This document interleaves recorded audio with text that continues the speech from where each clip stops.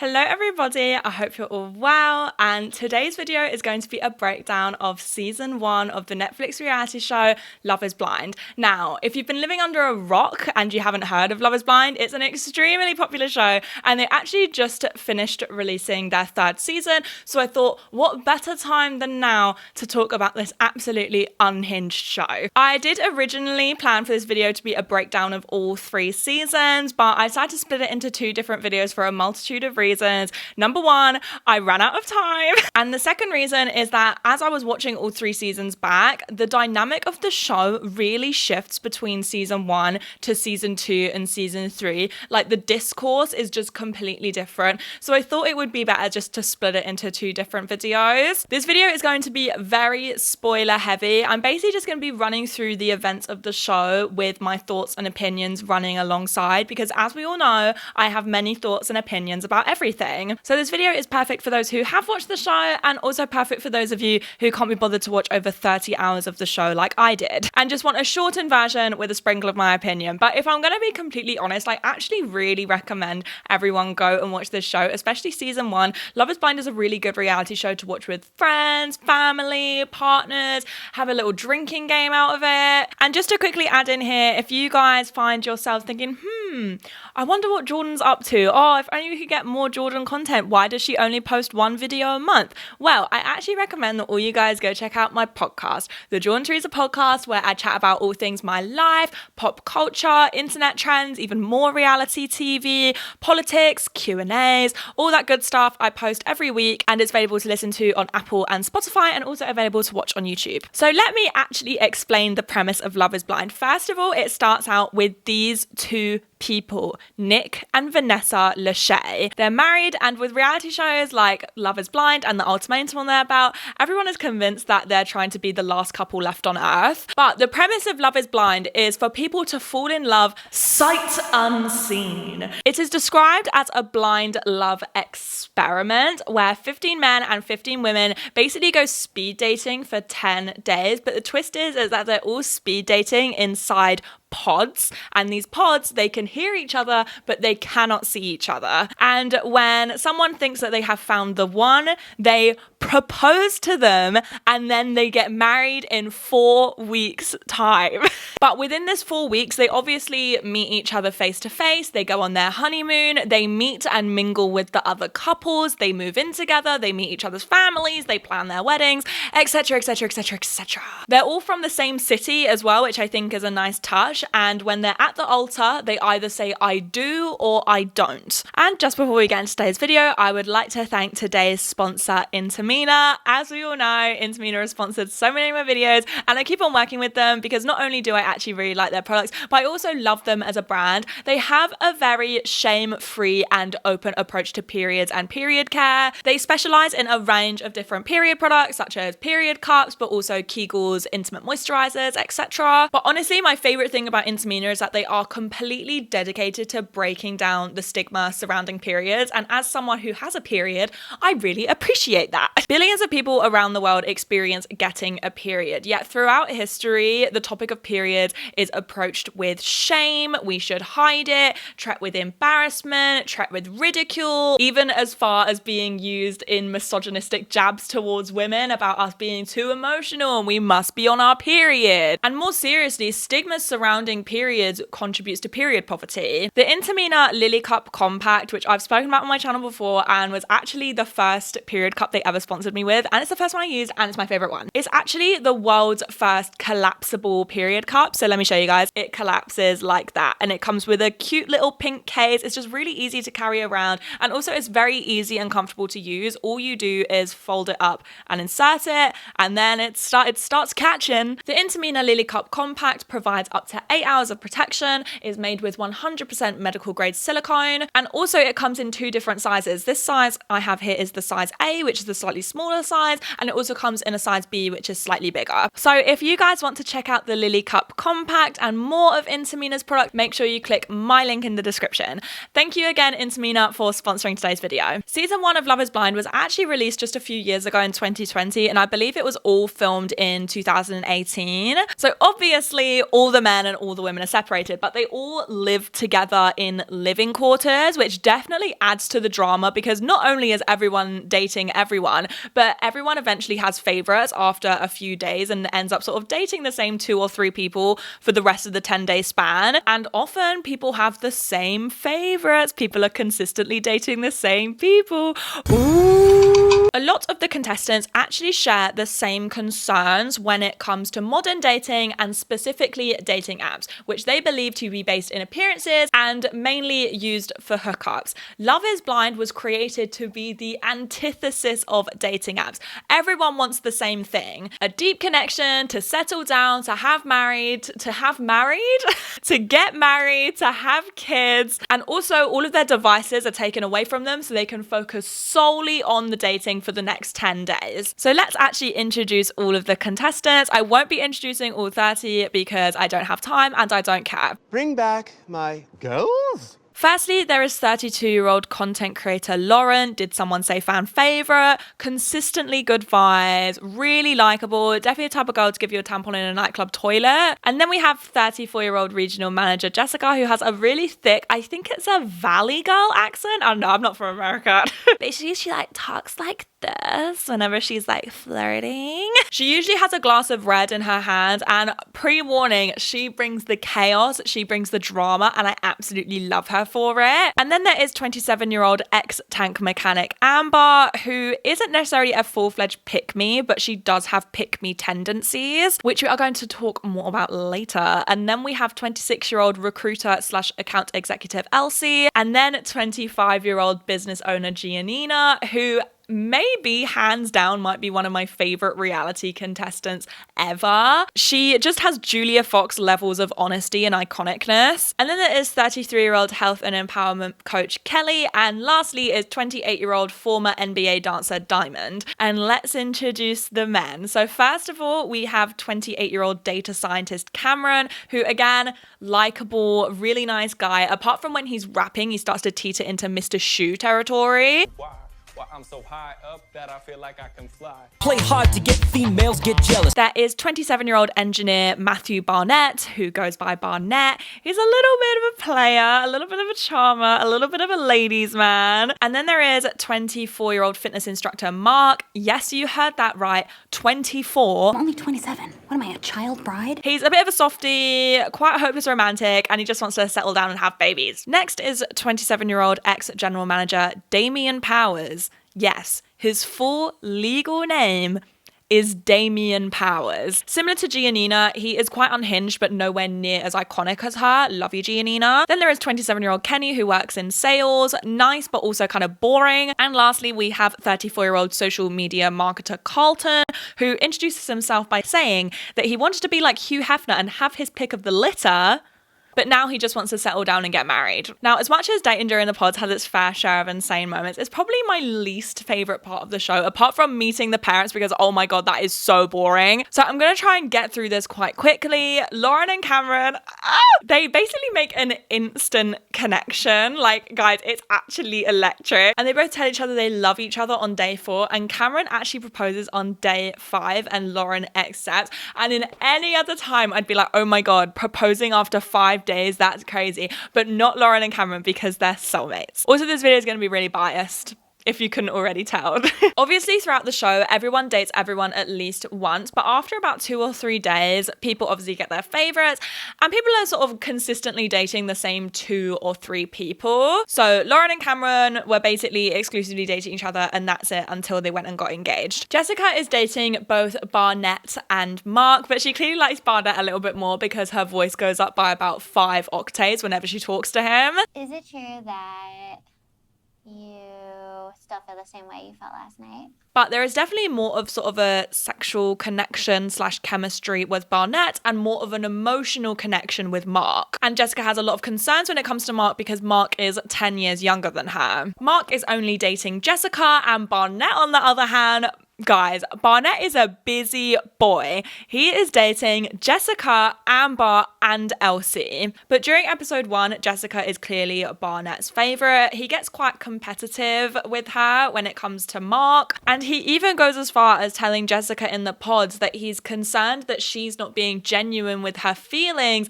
and that she is telling the other guys similar things that she's telling him. Barnett then tells Jessica that she is the yin to his yang and that if there were no other guys and girls, he would propose to her tomorrow. In response to this, Jessica agrees to cut off all other dating endeavors to focus on Barnett. Giannina and Damien are mainly dating each other and are getting on really well. Diamond and Carlton are mainly dating each other and getting on really well. And Carlton actually proposes to Diamond on day 7, and both of them are crying. So clearly they created quite a deep emotional connection that we didn't really get to see a lot of. Carlton describes himself as being sexually fluid in his past, dating both men and women, and he doesn't tell Diamond this before he proposes to her and says that he wants to tell her at a later date. So it's around a week into the experiment at this point, and Barnett is still dating Jessica, Amber, and Elsie. Amber is really feeling Barnett. She even says it's either Barnett or bust, and Jessica is not worried about this at all because she knows that her and Barnett are going to end up together. So as we all know, Barnett is talking about Jessica very positively. He keeps saying that Jessica is his number one,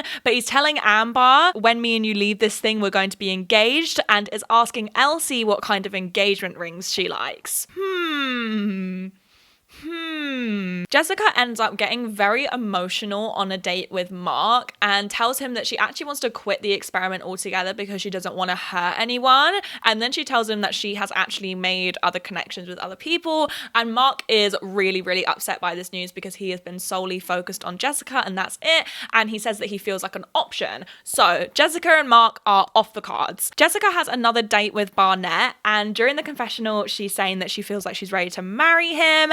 And then it turns out Barnett says to Jessica in the pods that he's not sure if he feels the same way as he did the night before, and that he's really confused about his feelings, and Jessica is absolutely fuming. So she says she doesn't want to be with someone who doesn't know what they want, and she leaves. Now Jessica is absolutely destroyed by this, and she gets pretty drunk and tells Amber everything and says that Barnett is a fuckboy. Now Amber, remember, she's a cool girl, all right? She's a cool girl. So she isn't really fazed by this at all. She either assumes that Barnett didn't mean the things that he said or that he just said them in passing. Meanwhile, Jessica is scrambling, okay? And she goes on another date with Mark, apologizes for the way that she behaves, and says that Barnett was distracting her and that she's cut things off and she just wants to focus on him because Mark is the right guy for her. When it's like, Jessica, I love you, but you did not cut Barnett off. During all of this, Kenny proposes to Kelly and she accepts. Barnett is still deciding between Amber and Elsie, and Damien proposes to Giannina in the most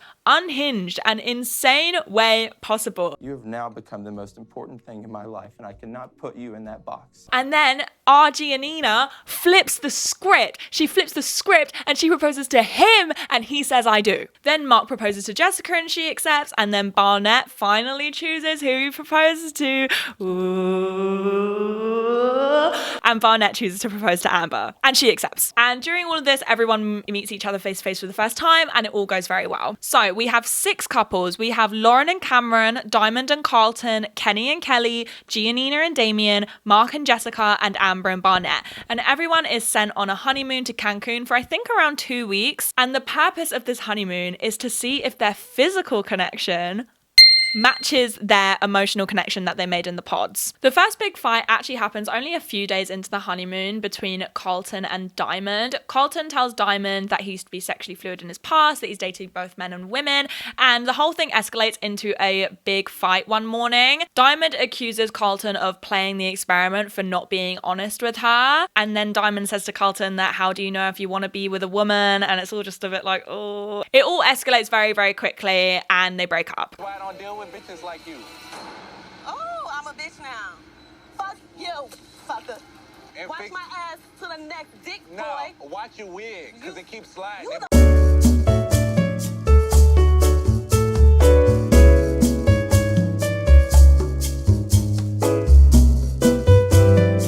So now there are only 5 couples left, and when it comes to their physical connection, Lauren and Cameron are having sex, Damien and Giannina are having sex, Amber and Barnett are having sex and won't shut up about it, and both Jessica and Kelly want to wait until they have sex with their partners. Kelly says that she is still very much emotionally and physically attracted to Kenny, she just wants to wait. Meanwhile, Jessica doesn't even like it when Mark touches her. She finds it quite difficult to wrap her head around because they created such a strong bond in the pods, and now that he is physically in front of her, she's just finding it all a bit confusing. All of the couples mixed together for the first time, which means that everyone is meeting everyone that they dated but didn't get engaged to. And Jessica says that Barnett is exactly how she pictured him. Obviously, all the guys are talking about all the crazy sex they're having, and the camera keeps cutting to Mark's solemn face. And you know what? The producers did him dirty there. And Jessica is in sort of a similar position to Mark, where she feels a lot of pressure to have sex because everyone else is having sex. And also she's worried that she's not as excited about her engagement as all the other women are. It's pretty clear to me that Jessica still isn't over Barnett, and she shouldn't have accepted Mark's proposal because it puts Mark in quite a shitty position. I mean, Jessica said during the confessional that when Barnett rejected her, she felt her entire body give out and her life flash before her eyes. Jessica and Barnett actually have a face-to-face conversation for the first time, and it's so awkward. Mark is worried about losing Jessica again. Meanwhile, Amber isn't really fazed. She does not find Jessica to be a threat at all. Jessica and Mark go back to their hotel room, and Jessica is really drunk, and Jessica is telling Mark that she thinks Barnett is deeply troubled and that him and Amber don't have a genuine connection. And during this, Jessica and Mark get into a weird disagreement, argument. I don't even know what it was about. I think Jessica had a bit too much to drink, and also she just didn't want to share a bed with Mark because she actually hates that man. Something which I find really interesting about Love is Blind is that it's one of the very few reality shows that lets their contestants drink. I've spoken about this on my channel before, specifically this video if you want to go check it out. Basically, allowing reality TV contestants to drink makes production companies a lot more susceptible to lawsuits, and also it sort of breaks their duty of care towards reality contestants. But I think the producers of Love is Blind wanted to make the environment more natural and closer to reality, when actually they probably just wanted to give the contestants the illusion of control and also to be able to make a fool out of themselves in front of millions of people. Teen Noir spoke about this in her video about The Ultimatum, which I really recommend you guys go check out. It's such a good video. The Ultimatum is also hosted by Nick and Vanessa Lachey, and similarly to Love is Blind, gives contestants a lot more freedom than a typical reality show. So let's do a quick couple update. Amber and Barnett are really happy together. Lauren and Cameron are really happy together, obviously. Mark really likes Jessica, but Jessica doesn't really like Mark. Kenny and Kelly are getting on just fine. Damien and Giannina are also getting on, but they're having communication issues. So it's getting towards the end of the honeymoons. All of the couples are hanging out at the resort, having some drinks, and something quite funny happens because Amber says that she does not feel threatened by Jessica in the slightest, yet whenever Jessica is around, she gets extra touchy-feely with Barnett. What's in my pocket? Oh, that's you. You're excited to see me. Ew. And I hate every second of it. Jessica and Kelly are having little girls talk, and Jessica is clearly struggling with comparing her relationship to all of the other couples, and she probably feels like she's under a lot of pressure. And during this conversation, she actually says that Barnett is more of her physical type than Mark is. So the next day, everyone's chilling around the pool, having some drinks, and Jessica and Barnett get into a conversation with each other. No! Jessica is telling Barnett that the connection that they had in the pods was really strong, and was actually, they had such a different relationship to the relationship which Barnett and Amber have. Then she says in the confessional that she's physically attracted to Barnett, and that if her and Barnett were to date outside of the pods, we would see a introspective, sophisticated, and holding himself high Barnett. I don't know whether I've said this before, but I am a Jessica defender to my core, okay? I really like her. But, someone get her off the pina coladas, please. Definitely very inappropriate, especially for someone who's engaged. But also, like, she does always clearly communicate her feelings with Mark. She even said to him that she doesn't feel right wearing her engagement ring anymore and takes it off. She doesn't want to meet his family. She says it doesn't feel authentic to her. And obviously, like, it's painful to watch. But hey, she's a good communicator. Mark says he's going to continue fighting for their relationship, and he just feels like Jessica hasn't given their relationship a proper chance. So the honeymoons are officially over, and all of the couples are moving in together, and they all move into the same apartment block in Chicago. And this is where shit gets real, okay? Because this is everyone's proper return to the real world. Friends, family, work, phones. Nick and Vanessa Lachey mentioned social media as one of the real factors which can affect a relationship. And I just need to know, what happened in Nick and Vanessa's marriage where they think that Twitter can single-handedly destroy an engagement? It's time for some more couple updates. Lauren and Cameron are very happy together. Cameron says he feels like he's found the one, and he can picture himself having children with Lauren in the future. Lauren is really happy with Cameron as well, but she is nervous to introduce him to her family because he's the first ever white guy she's ever dated. Jessica and Mark move in together, and Jessica puts her engagement ring back on. And Mark also introduces Jessica to his roommates, and we discover that Mark has brown sheets, like all brown sheets. I don't know, it's quite unsettling information. When it comes to Jessica and Mark's relationship and the fact that Jessica runs hot and cold quite often, I feel like it highlights an inherent problem with Love is Blind as a show and just the premise of it. And that problem is thinking that you like your partner more than you actually do. Hear me out. Now, this problem is definitely further exacerbated in later seasons. So let's just use Jessica as an example. So Jessica probably isn't used to meeting men who are ready to settle down, get married, have children. So she goes into Love is Blind, and suddenly she meets 15 men who all want to settle down, all want to have children, all want to have the same things that she does. So all it really takes is one man who she gets along with really well, maybe one man who she has a few things in common with, for her to think in her brain, oh, I should marry this person. Oh, I must be in love with this person. We have so much in common. He's so good on paper. When in reality, you just want the same things in life and you just share a few common interests, which is nowhere near enough to sustain a marriage. Amber and Barnett are already running into a few issues. Barnett is actually really stable in his life. He's a homeowner. He has savings.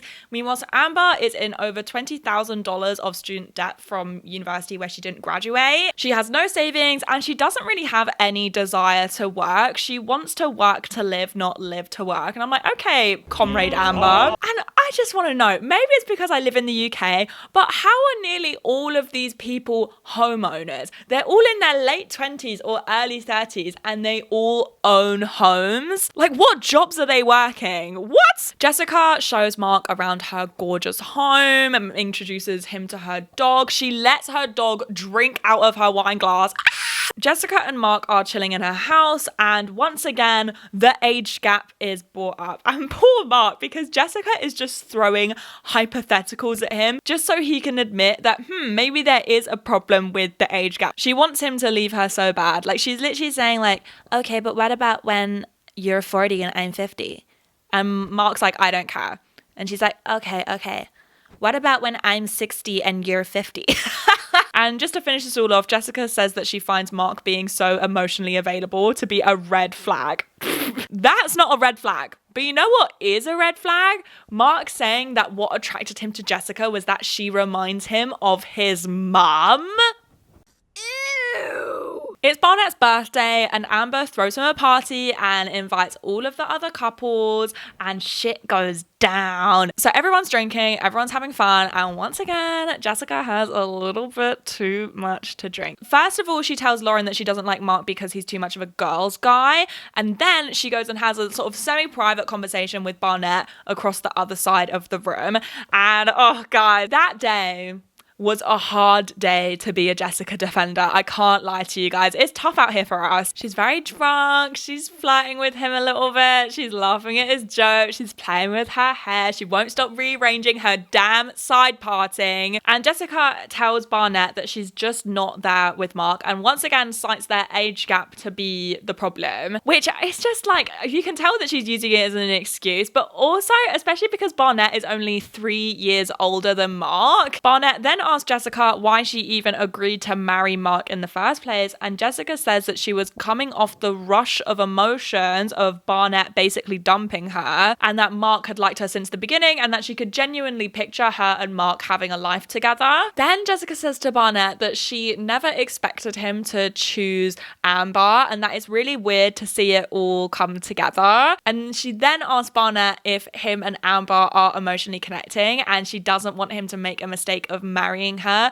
based on just a good physical connection. Jessica then asks him, God, it just keeps on going. Jessica then asks him if he thinks he's making the right decision because he was so unsure and confused just a couple of weeks ago. And then she finishes off the conversation by saying that nothing will break the bond that her and Barnett created during the pods. Now, Barnett actually behaved really well during this.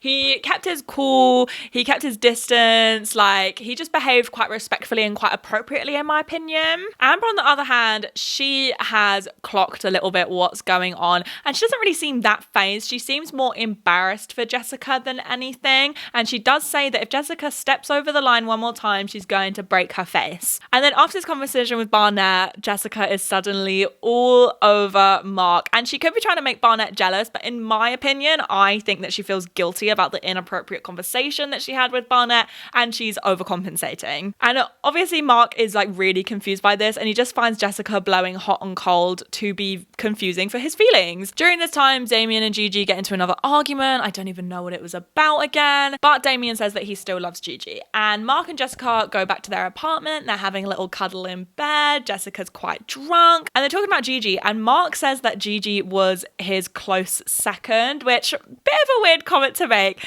And Jessica is fuming about this and then says, well, you know what? I think Barnett is super hot and sexy. And Mark storms out of the bedroom and sleeps on the sofa. The next morning, Mark and Jessica make up, and the whole argument is blamed on the fact that Jessica had a bit too much to drink. Things between Damien and Gigi are still a little bit tense in the morning, and Gigi comes out with, oh my God. Gigi says that the Love is Blind process has sped up a lot of stages in their relationship, including the honeymoon stage. She then says, notice when you say this is the best sex of your life, I never return the compliment. What do you think? Seem meow. No? Oh, she don't want to talk. Damien then says, well, actually, I only said it once, which is actually such a bloke response. Gigi says the sex is still good, but it's not mind-blowing. Damien says, well, you always initiate sex. And then Gigi says, that's the problem. I want you to initiate more. And then Damien says, well, I don't like the way that you detach sex from emotions. I don't like the way that you tried to sleep with me after we've had an argument. And then Gigi tells Damien that she's lost her butterflies, and she doesn't know whether it's because she's not in love with him anymore or whether because their relationship is just so up and down and volatile. It's time for all the couples to meet each other's families. Whilst Damien and Gigi are on the way to meet Damien's parents actually cancel. Mark introduces Jessica to his family, and Jessica is very nervous because of their age gap, and Mark's family don't care and they all really like her. Lauren introduces Cameron to her mum, and Cameron very unreluctantly raps for her.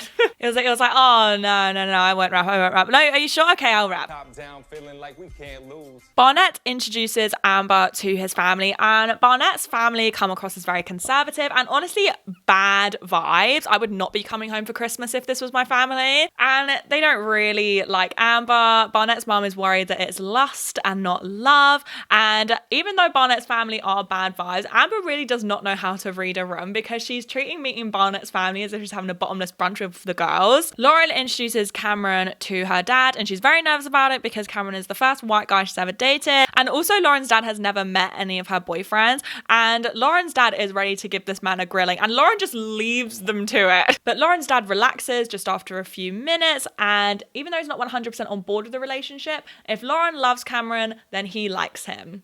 Also, Mark and Jessica have sex for the first time, and Mark says it was one of the best moments of his life. So it is wedding dress and suit shopping time, and it's one of my favourite segments of the show because I love wedding dress shopping. I love watching all the women try different wedding dresses, and then all the men just choose plain, boring suits. It's like the Met Gala. After the wedding dress and suit shopping, Jessica asked to talk to Barnett privately, and Jessica tells Barnett that she never pictured him and Amber being together, but she can tell that they're a really good match. Barnett and Amber both think that Jessica still has feelings for Barnett, and Jessica completely denies this, and Barnett apologizes for assuming that she still had feelings for him. And after their talk, Jessica feels like she's gotten a lot of closure. She feels like she can finally put Barnett behind her and focus on Mark. Another speed round of couple updates. Damien and Gigi are both complaining about each other being on their phones too much. Damien says he hasn't posted on Snapchat since before the pods, and it had me thinking, why are you as a 27-year-old man using Snapchat? Ew. Barnett is worried about having to financially support Amber. Gigi and Damien are snogging over the table in a packed restaurant. Kenny and Kelly, sorry, I haven't given a Kelly an update in a while, but it's literally because, like, they're not bad people. I like them, but they're just a bit boring. Well, basically, they still haven't had sex yet, and Kelly feels emotionally and physically attracted to Kenny, but she says there's just a disconnect there and she can't figure out why she's not infatuated with him. Amber wants to be a stay-at-home mum but doesn't know how to cook. Jessica is meeting up with her girlfriends and she drops her and Mark's age gap and they don't care. And then it's the bachelor and bachelorette parties. I'm obsessed with this stripper stripping in a van. Like, he is actually stripping under any conditions, and I have to respect the hustle and the grind. During the bachelorette party, Jessica gets really drunk and she actually approaches Amber at the bar and says how much of a good couple her and Barnett are. She's also telling Amber how much she loves Mark. And Amber says to Jessica that if Barnett is still on her mind this long after the pods, that she would break her fucking nose, and that if she went after her husband, she would destroy her life. So it's finally time for the weddings, and the first wedding we have is Damien and Giannina. Gigi says I do, and Damien first of all looks like he's about to cry at any second, and he says I do not. Damien then says at the altar that he loves Giannina, that he's always been consistent with her, but Giannina has not been consistent with him and he needs to put himself first. Gigi and Damien are crying. All of the guests are crying.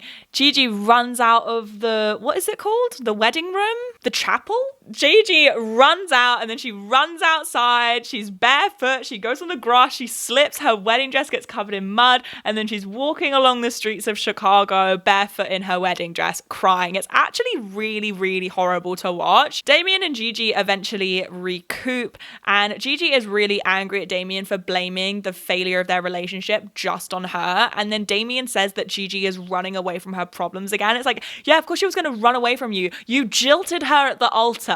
And in true Giannina fashion, she rips off a piece of her wedding dress, gives it to Damien, and then walks away. It's Amber and Barnett's wedding, and Amber is not in very high spirits because she actually got a text from Barnett the night before, basically saying that he had cold feet and he was freaking out a little bit. So she's not feeling too good. So it gets to the wedding. They're both at the altar. Amber says, I do, and she is staring directly into Barnett's soul. Barnett looks like he's about to collapse, but Barnett also says, I do. And this really sort of raises the question, was the marriage part of Love is Blind necessary at all? Because I don't know about you guys, but confessing your love for someone and proposing to them within 10 days of knowing them is absolutely absurd. Like, unless you're Lauren and Cameron.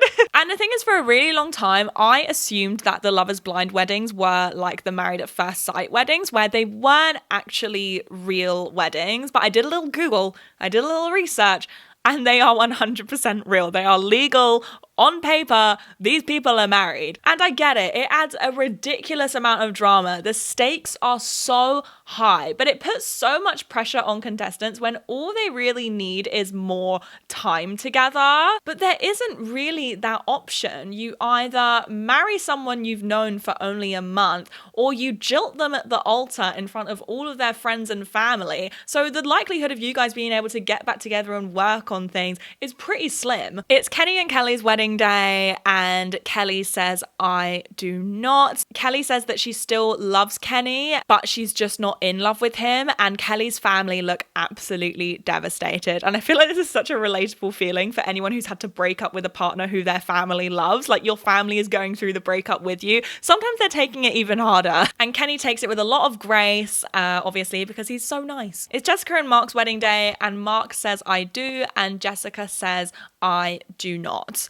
Jessica says that she still loves Mark, he still has a special place in her heart, but neither of them are ready to get married, and she definitely made the right decision. And the episode finishes on a super positive note with Lauren and Cameron, and obviously both of them say I do. So out of the original 6 couples, only 2 of them went through with the marriage, which isn't a great success rate. Some of you guys may have noticed that I'm not really critiquing season 1 all that much, and if I'm going to be honest, I think season 1 was a really solid season. There was a really good mix of drama with contestants like Jessica and Giannina, and also contestants that you were actually rooting for like Lauren and Cameron. And also with the first season, I don't think any of the contestants really realized how big this thing was going to be. So I think a lot of people went on the show with very pure intentions, and everyone wanted the same thing, which was to find the love of their life and settle down and get married and have babies. So that's why I think there were not only a lot of really likable contestants, but also all of the drama felt very organic and you were actually invested in it. I just wanted to quickly add in here that this doesn't take away from the fact that the ethics of the show are still quite murky, as with any reality TV show,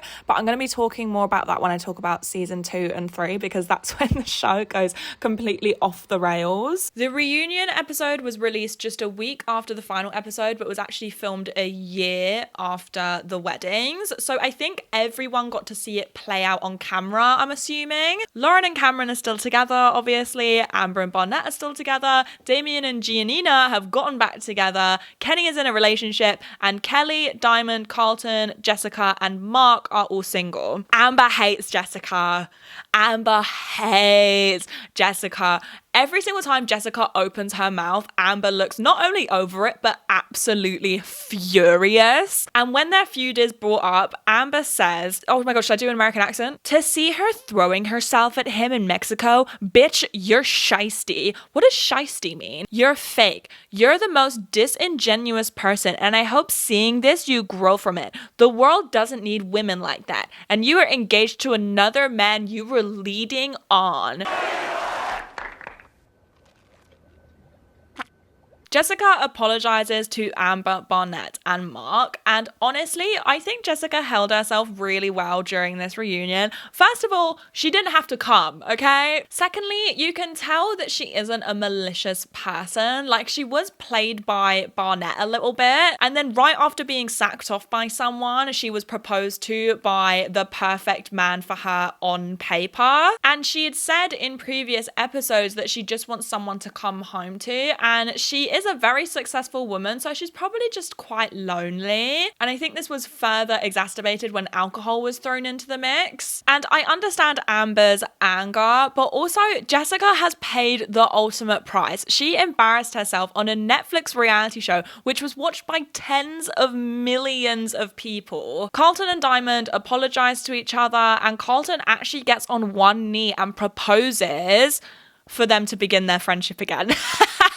Amber says that her and Barnett were actually having a lot of relationship problems, to the point where she nearly rang a divorce lawyer. Some of the relationship problems were about the fact that Amber was financially dependent on Barnett, Barnett being too used to being single and not knowing how to behave around other women. Ooh. But luckily, they've overcome these problems and now they party together. Season 1 of Love is Blind was such a big hit that Netflix released 3 more episodes titled Love is Blind After the Altar, and it follows all of the participants 2 years after the show, where everyone is reuniting for Lauren and Cameron and Amber and Barnett's joint wedding anniversary party. And I actually really enjoyed After the Altar. I thought all of the episodes were a perfect length. They're all 45 minutes long. They didn't drag it out too much. And there's a lot of like juicy tea and drama. So let's get into it. Damien and Gigi, they're having relationship problems. They're a little bit on again, off again. But Gigi does say that Damien is her soulmate and she can't picture her life without him. Lauren and Cameron are still together and their families are having dinner together. It's super cute. Jessica is in a relationship. Mark is in a relationship and has a baby on the way, and actually got this new girlfriend pregnant after just 2 weeks of knowing her. And Ebony, who is one of the participants on the show, is setting up Diamond on a date. When it comes to Amber and Barnett, Amber wants to start having children, but Barnett Barnett wants to wait because Barnett actually sold his house to pay off Amber's student loan debt. So now they have moved into her old apartment with her roommate, and he just doesn't want to complicate things and throw kids into the mix. Amber and Barnett are on a quad biking day, and Jessica gets brought up, and both of them refer to her as Voldemort, which I understand if you don't want to be friends with her, but it's been 2 years, and Amber thinks it is very bold for Jessica to go to an anniversary party of a couple that she tried to break up. Carlton and Lauren go for drinks, and Carlton feels like the viewers of the show, and maybe Diamond as well, behaved quite biphobic towards him, and he feels like that his fellow castmates didn't stick up for him as much as they should have. And Carlton begins arguing with Lauren, and he gets up and leaves. Elsie, Diamond, Gigi, and Jessica all go out for dinner and drinks together, and Elsie and Gigi give each other a look when Jessica arrives. It's like, you guys are so fake, you invited her. But some very important details and tea is spilled during this dinner. Firstly, Gigi tells the girls that her and Damien aren't seeing other people. Remember this. Then it is revealed that Elsie and Mark actually dated after the show, and they ended on really bad terms because they agreed to be exclusive with each other because Elsie didn't want to catch COVID because she's asthmatic. And then Elsie saw pictures of Mark on Reddit all over another girl, and when she confronted him about it, he didn't apologize because he said they weren't girlfriend and boyfriend. And then Jessica says that there was one day during Love is Blind where she couldn't get a hold of Mark all day. And I'm going to have to read this off because this is very wordy. When Mark finally came home, he said he'd spent all day with a female friend of his because it was the anniversary of her dad's death and no funny business went on. They were just talking for 6 hours. Well, after the show, Mark and this girl dated for 1.5 years, got a dog and moved in together. So Jessica believes that Mark was actually sleeping with this girl throughout their entire engagement. And this makes Jessica quite emotional because she became one of the most hated reality contestants when Mark could have been sleeping with someone else the entire time. And you know, if this is true, it's always the nice guys you have to look out for, isn't it? Damien is back, and of course we have to mention he's buff now. He's buff, he drives an expensive car, and because of this, he doesn't know how to act. Now, he's going out for lunch with Francesca from Too Hot to Handle, which is literally so random, and the flirting is heavy. So much so that Damien says that he enjoys it when Francesca flirts with him because it makes him feel good about himself. And then it cuts to a phone call that Gigi is having with her mum, where she's telling her that she knows that Damien and Francesca are just friends and that she trusts him. Babe, don't trust him. Damien and Francesca have an extremely inappropriate relationship. Francesca is the girl best friend, which all girlfriends fear. And then just to top it all off, Damien invites Francesca to the anniversary party. And then Francesca says, oh, as friends or as a date? And Damien says, oh, as friends, but we'll see where the night goes. Gigi and Damien are clearly on completely different pages, completely different books, completely different libraries, completely different planes of existence when it comes to their relationship. Because whilst Damien is laying it on thick with Francesca, Gigi is telling Jessica that her and Damien haven't seen each other in over a week, but it's fine because it's not that deep, they just haven't had time to see each other.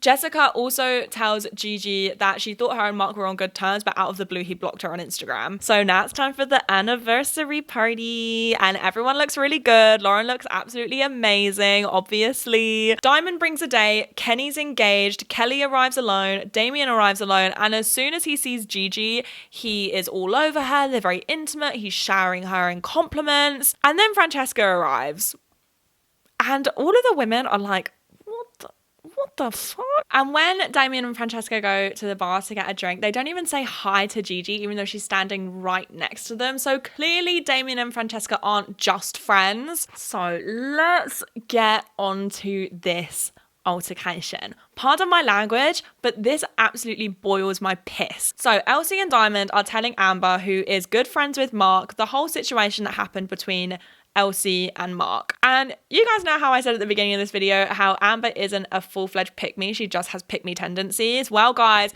she's upgraded, she's been promoted, she's now a full-blown pick-me. So Amber begins defending Mark, which is understandable. She is his friend and he's not here to defend himself. But Elsie tells Amber that her and Mark actually agreed to be exclusive because Elsie didn't want to catch COVID because she has asthma. Amber then says, well, you shouldn't expect exclusivity from someone who's not your boyfriend. girlfriend. And then Elsie says, well, yeah, but I think this is a special exception because this was during a pandemic and this is concerning my health. Amber says, well, you know, that's not really relevant. And Elsie says, well, it is relevant because I ended up catching COVID from him. And then Amber says, well, Mark's new girlfriend also caught COVID and that was the risk you were all taking by hanging out. And then Diamond stands up for Elsie and says, well, no, because Elsie didn't even realize she was taking a risk because she thought her and Mark were exclusive. Amber says this doesn't matter. And then Diamond says something along the lines of, oh, well, then does this not apply to you and Barnett either? And Amber says, well, no, that's different because me and Barnett are married. Diamond says,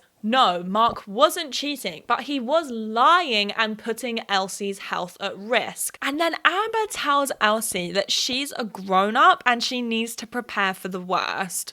And then Amber says that the difference between her and Diamond is that Amber can see both sides of the argument, meanwhile Diamond can't.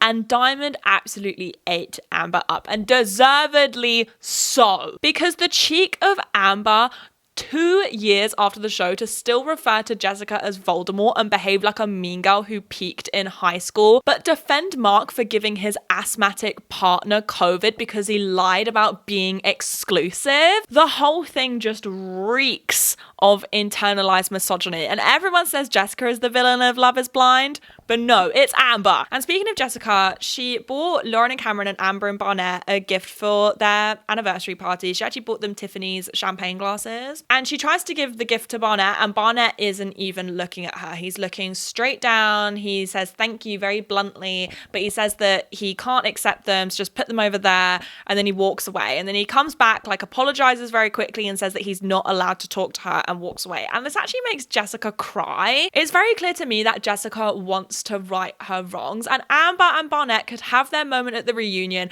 but it's been 2 years. Move on. And you still have all this energy for Jessica, but you have absolutely no energy for Mark and his bad behavior, which puts someone's health at risk. And Amber still has the audacity, sorry, I'm not done, to tell Elsie that Mark is in a completely different place in his life right now. She just needs to move on and get over it.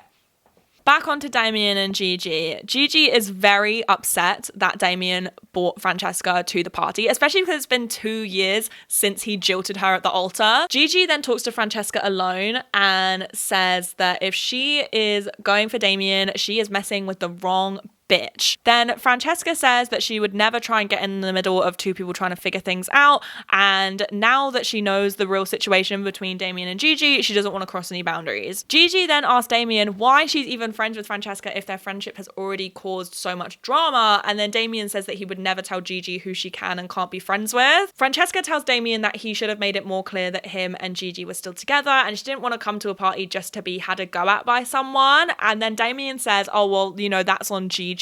It's not on Gigi, it's on you. You brought another woman to a party which your girlfriend was gonna be at. Francesca ends up leaving, and honestly I actually feel really sorry for her because I don't think that she was even aware of the full situation between Damien and Gigi. Gigi then tells Damien that he completely disrespected her by bringing Francesca to the party, and Damien is just being so patronizing, telling her that she's not handling it well, trying to offer her water. And in my opinion, Gigi was handling this ridiculously well. You brought another woman to a party that your girlfriend was going to be at. Then Damien finishes off the conversation by saying to Gigi that he brought Francesca to the party to prove how strong and noble he was and to prove that him and Francesca are just friends. And that is season 1 of Love is Blind all wrapped up. But yes, I hope you guys enjoyed this video. If you did, make sure you give it a thumbs up. Love to hear your thoughts about Love is Blind, so leave a comment, and I'll see you guys soon for the next video. Bye.